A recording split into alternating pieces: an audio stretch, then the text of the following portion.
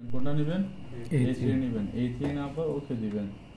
ওকে দেওয়ার পরে এখানে সাথে সাথে আপনার কাছে এই ফরম্যাট আসবে, যে লেখাগুলো আসবে, ঠিক আছে? এই সবগুলো জিনিসকে এখানে আসবে। আসার পরে আপনি যে ড্রয়িংটা করছেন এতক্ষণ, এখানে সবগুলো ভিউ চলে আসবে সাথে সাথে। Top view, front view, back view, isometric view, even ওইখানে যে কারেন্ট যে ধরনের শেপে রাখবেন ওটা এখানে চলে আসবে। তো এখানে এই ড্রয়িং ক্ষেত্রে শুধু টপ ভিউটা নিই, এই টপ ভিউটা এখানে নিয়ে আসবেন, ঠিক আছে? পরীক্ষার মধ্যে এই কাজগুলো করতে হবে আপনার। টপ ভিউটা নিলে ওকে করে দিবেন। এরপর আবার এখানে যাবেন, যাওয়ার পর ধরেন আইসোমেট্রিক ভিউটা নিয়ে এসে আইসোমেট্রিক ভিউটা নিয়ে এসে এখানে রাখলাম। আচ্ছা, এই দুইটা গেল। আর যদি আরও কোনো ভিউ দরকার হয় সেটা ধরেন আমরা একটু দেখার জন্য শুধু ফ্রন্ট ভিউটা রাখি এখানে, যদি এটা এখানে দরকার নেই। আচ্ছা, এই তিনটা ভিউ নিলাম, নেওয়ার পরে এগুলো সুন্দর করে একটু জায়গার মতো একটু রাখবেন, ধরে ধরে রাখবেন। আইসোমেট্রিক ভিউটা কী করবেন, 3D করে দিবেন। সিলেক্ট করবেন, সিলেক্ট করে যে এখানে শেড অপশনটা দিবেন, ঠিক আছে? শেড তার সাথে সাথে 3Dতে শো করবে। আর এটা দিলে এইচগুলো দেখা যায় না, এটা দিয়ে যায় পুরো 2Dতে, হ্যাঁ। এটা দিয়ে হিডেন লাইনগুলো দেখা যায় আর কি। তো হিডেন লাইন দরকার নেই, আপনি এইভাবে রাখবেন, অথবা এইভাবে রাখলে আরও ভালো। আর 3Dতে রাখবেন, আইসোমেট্রিকটা কি রাখবেন, 3Dতে রাখবেন, আর এগুলো 2Dতে রাখবেন। তো আমরা এই কাজগুলো কিছু করি মূলত সবাই অটোক্যাডে করি, ঠিক না? জি স্যার। এই ফাইলটা আপনি অটোক্যাডে ইজিলি ওপেন করতে পারবেন। কথা বুঝতে পারছেন? জাস্ট সেভ করার সময় কিছু সেভ করতে হবে, DWG অথবা DXF ফরম্যাটে। যেখানে DWG ফাইলে সেভ করলে অথবা DXF এ সেভ করলে আপনি এই ফাইলটা অটোক্যাডে নিয়ে আবার কাজ করতে পারবেন। পিডিএফ, হ্যাঁ, পিডিএফ হলে আবার কনভার্ট করতে হয়, পিডিএফ টু DWG নেটে ঢুকে কনভার্ট করে নিয়ে আসতে হয়। আচ্ছা, এখন দেখেন আপনার কাছে এই এই জিনিসটা থাকবে। এরপর আপনার কী করতে হবে, ডাইমেনশনগুলো প্রেজেন্টেশন করতে হবে। সেটা কীভাবে, এই যে স্মার্ট ডাইমেনশনে যাবেন, লাইনটা ধরবেন, জাস্ট এখানে বসে দিবেন। এখানে দেখেন এখানে লাইন কমার্স মানে কমার্সের কথা হচ্ছে যে এখানে IPS-টারে কী করবে, MMGS করে দিবেন।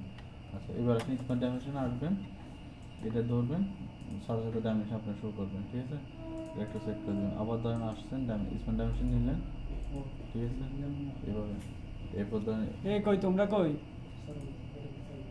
এই যে এগুলো ধরে ধরে শুধু নিচের দিকে নিয়ে আসবেন। কথা বুঝতে পারছেন? এই যে এই জিনিসগুলো পাশে নিয়ে আসবেন। এরপর ধরেন হোলগুলো কীভাবে দিবেন, এই হোলগুলো ধরবেন, ও আপনার ডাইমেনশন দিবে, ঠিক আছে? ডাইমেনশন দেওয়ার পর হোলের পাশে কিছু জিনিস লিখতে হবে। এখানে হোল কয়টা আছে? এখানে চারটা। এখন আপনি চারটা যদি প্রত্যেকটা ধরে দেন তাহলে জিনিসটা কি সুন্দর দেখায়? এটার নিয়ম হচ্ছে, যদি কোনো লেখা এডিট করেন তখন আপনার এখানে আসতে হবে, ডাইমেনশন টেক্সটটা আসতে হবে। বুঝছেন কথা? এটার প্রথমে আমি কি লিখে দিব, যে 4 ইন্টু লিখে দিব, ঠিক আছে?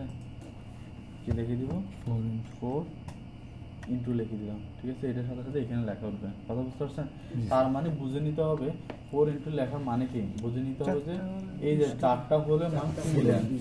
যদি সিমিলার না হতো তখন আমি এটা প্রত্যেকটা ইন্ডিভিজুয়ালি বলে দিতে, যেহেতু 4 ইন্টু 20 লিখেছি, তার মানে বুঝে নিতে হবে যে এগুলো সবগুলো সেম। আমার কথা বুঝতে পারছেন? দুইটা এক মাপের থাকে, দুইটা আলাদা মাপের। হ্যাঁ, তখন দুইটা আলাদা, তখন 2 ইন্টু 20 দিবেন। কথা বুঝতে পারছেন? এটা হচ্ছে ব্যাপার। এখন আসেন, এটা আমরা সেকশন দিয়ে নেবো। এখন এটা সেকশন দিয়ে লাগবে না হয়, এটা ডেপথ কতটুকু, এই যে এ হলো ডেপথ কতটুকু, টোটাল জবের ডেপথ কত, এগুলো বলে দেয়। ফিলেটের মানগুলো, হ্যাঁ, ফিলেটের মানগুলো যে সেম একইভাবে ধরবেন, শুধু টাস্ক কোনায় টাস্ক করাবেন, সে আপনার রেডিয়াস দিয়ে দিবেন। এভাবে ফিলেট যা যা আছে শুধু ধরবেন, কন্ডামেশন ধরবেন, আরও আপনার সাথে সাথে দিয়ে দিবে। কথা বোঝেন না? আমি দেখাবো, মানে আমি শুধু ব্যাপারগুলো বলছি। সেকশন দিয়ে কীভাবে নেবেন সেটা আসেন, এখানে আসবেন, ভিউ ফরম্যাটে আসবেন, সেকশন ভিউতে আসবেন। সেকশন ভিউ থেকে এটার কী ধরনের সেকশন নিতে হবে, এটা কি মাছ থেকে কাটা দরকার, নাকি এদিক থেকে কাটা দরকার, নাকি কর্নার টু কর্নার দরকার, আপনার যেটা দরকার সেটা মাঝখান থেকে। এখানে তো আমরা আপাতত এটা নিই, ঠিক আছে? হ্যাঁ, কর্নার টু কর্নার ভালো। এই সেকশনটা নেওয়ার জন্য কোন জায়গায়, ভিউ লেআউটে যাবেন, সেকশন ভিউতে যাবেন, সেকশন ভিউতে যেয়ে ক্লিক করবেন। ক্লিক করার পরে এখানে আমরা এটা মাঝখানে এই দিক থেকে ডিভাইড করি। ধরুন সাপোজ কর্নার থেকে হলে ভুল আসে। আমি বলতেছি কর্নারের কথা, আপনি কি শিখালেন এরকম ভাই? আচ্ছা আসেন আমি তারপর বলি। এটা ধরে ওকে দিবেন, তাহলে এই জিনিসটা নিচে চলে আসবে সেকশনটা, ঠিক আছে? তখন এই জিনিসটা একটু সাইডে নিয়ে যাবো, যে আগে ছিল এদের দখলে এই পাশে নিয়ে গেলাম। হ্যাঁ, সেকশন ভিউটা সাথে সাথে চলে আসছে, ঠিক আছে? এখন যে আপনার কথা হচ্ছে হোলটা বোঝা যাচ্ছে না। হোলের ব্যাপারটা যে কিছুক্ষণ আগে বলছি, যে হোলের ডেপথ কত, এটা আপনার থ্রো দিয়ে বলে দিতে হবে, ডেপথ দিয়ে বলে দিতে হবে, বলছি না? এই হোল আপনি জানেন না কতটুকু, জানেন? তাহলে আপনি ওটা বলে দিতে হবে, ঠিক আছে? তারপরে যদি আপনার দরকার হয় বেশি, সেটা তাহলে আরেকটা সেকশন দিয়ে নিয়ে আসবেন। এই যে আরেকটা সেকশন এখানে ধরবেন, কোথাও ধরবেন, হোলের এখানে ধরবেন। কারণ হোল ধরতে গেলে কিন্তু আবার এটা আসবে না, আসবে তখন এই যে হোলের এই সেকশনে যদি হোলই আসবে, ঠিক না? আপনি যদি না জানেন হোলের ডেপথ কত, যদি ভুলে যান তখন দরকার হলে এখান থেকে হোলের ডেপথটা একটু দেখে নেবেন। ওর ডেপথ কত 30 তার মানে এখানে লিখে দিতে হবে।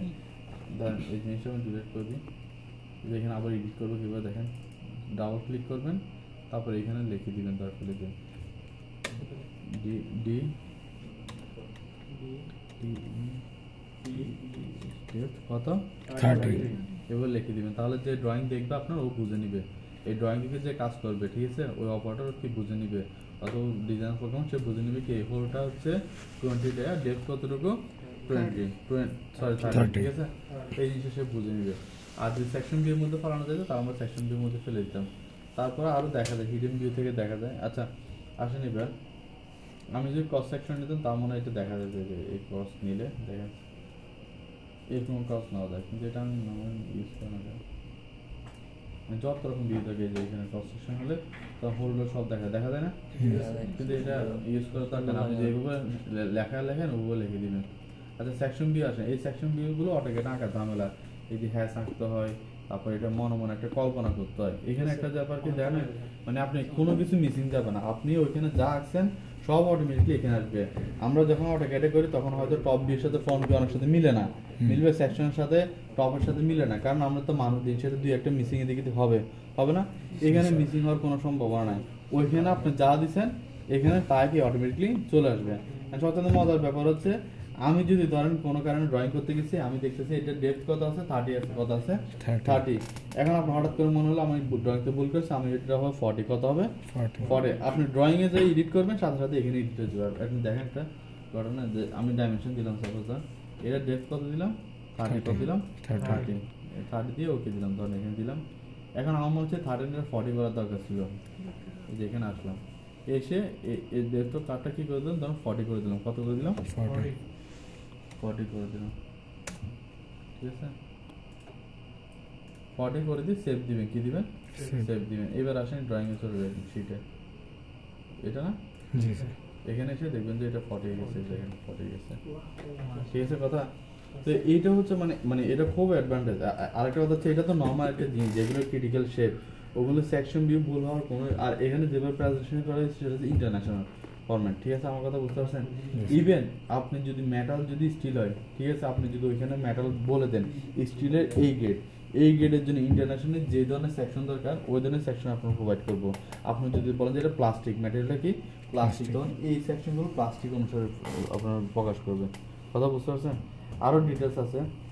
এখন আসেন ধরেন একটা ছোট্ট জায়গা থাকতে পারে, ধরেন এই হোলটা সম্পর্কে আমি একটু ডিটেলস দেখতে চাই, বিশাল বড় ড্রয়িং যে লোক ড্রয়িং করবে সেই জায়গাটা দেখবে না, অথবা এই রেডিয়াসটা দেখতেছে না, ঠিক আছে, সাপোজ মনে করেন আমি এটা দেখা যাচ্ছে, তখন কি করবেন, এটার ডিটেল ভিউ আকারে প্রকাশ করতে হবে, কি ভিউ আকারে প্রকাশ করতে হবে, আপনি জাস্ট এখানে ধরবেন, ঠিক আছে, এই রাউন্ড জায়গাতে ক্লিক করবেন যতটুকু দরকার, তো আমার এতটুকু দরকার, এটা এখানে ক্লিক করে পাশে চলে আসবেন, সে আপনি ডিটেল ভিউ নিয়ে আসবেন, কথা বুঝতে পারছেন। আমি বলে দিব এগুলো, আবার এখানে এসে দরকার এই জায়গাটা ছোট্ট জায়গাটা সুন্দর করে আবার এখানে প্রেজেন্টেশন করবেন, ডাইমেনশন যাবেন, ঠিক আছে। এইটা হচ্ছে ডিটেল ভিউ। একটা বড় জবের মধ্যে একটা ছোট অংশ থাকতেই পারে, ওই জায়গায় ডাইমেনশন দিলে দেখবেন জায়গাটা হিজিবিজি, তখন ওই জায়গাটা কি করবেন মার্ক করে এখানে নিয়ে আসবেন। আচ্ছা দেখাচ্ছি, সেটা হচ্ছে সাপোজ এই কর্নারটা নিয়ে আসবো, আমরা এই কর্নারটা নিয়ে আসবো, অথবা এই সার্কেলটা নিয়ে আসবো।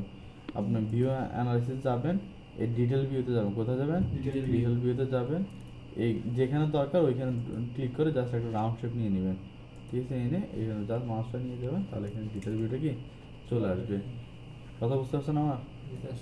আচ্ছা এটাই চলে, আরো বড় করতে পারবেন, ছোট করতে পারবেন, আপনি যত যেভাবে ইচ্ছে ওভাবে করতে পারবেন প্রয়োজন হয়। হ্যাঁ, এখন আসেন যেগুলো ইম্পর্টেন্ট সেগুলো দেখা যাচ্ছে। এইখানে দেখেন যে অ্যারের চিহ্ন থেকে শুরু করে যা যা আছে সব হচ্ছে ইন্টারন্যাশনাল ফরম্যাট।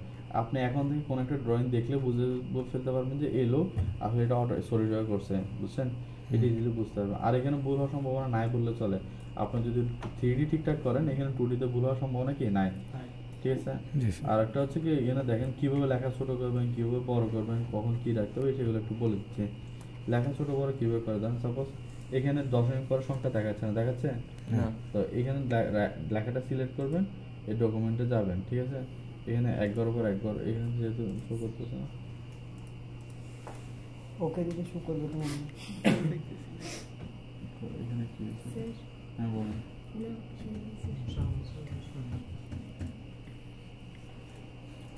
কত ভার্সন এটা দিস না, কত সুন্দর, আগেরটা মনে আচ্ছা শুরু হলে তো